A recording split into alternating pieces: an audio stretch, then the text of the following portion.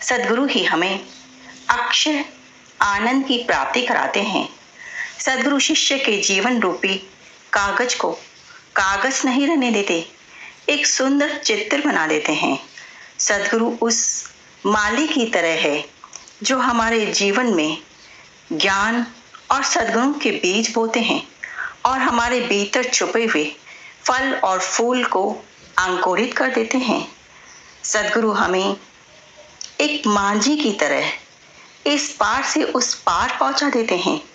कल्प वृक्ष की तरह हमारी मनोकामनाएं पूर्ण करते हैं। सद्गुरु एक सरोवर है जो ज्ञान की शीतलता से हमें तृप्त कर देते हैं। सद्गुरु एक सूरज की तरह है जो शिष्य के भीतर आशा का सवेरा जगा देते हैं। सद्गुरु चांदनी की तरह तपे हुए हृदय को शीतलता प्रदान करते हैं।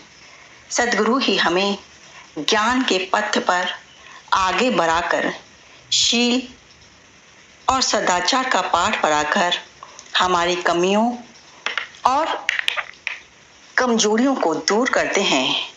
अपने ज्ञान रूपी अमृत पिलाकर, ज्ञान का अमृत पिलाकर मुक्त कर देते हैं।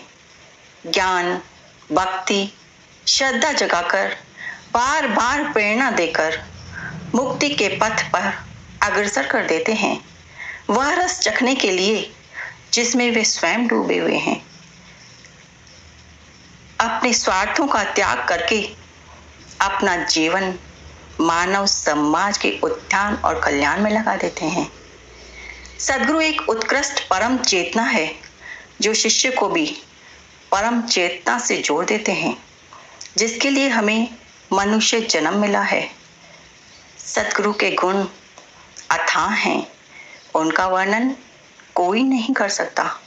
सभी केवल प्रयास कर सकते हैं, क्योंकि जैसे गूंगा व्यक्ति गुड़ का स्वाद तो ले सकता है पर उसका वर्णन नहीं कर सकता, इसी तरह हम सद्गुरु की महिमा को समझ तो सकते हैं पर उसे बता नहीं सकते। सद्गुरु की शक्ति को बारंबार नमन।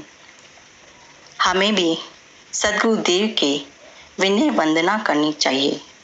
गुरु की मान मर्यादा और गुरु की आज्ञाओं का पालन करना चाहिए। सद्गुरु ही हमें सत्य साक्षी का ज्ञान देकर उस विलक्षण आनंद तक पहुंचाते हैं जो सदा था, सदा है, सदा रहेगा।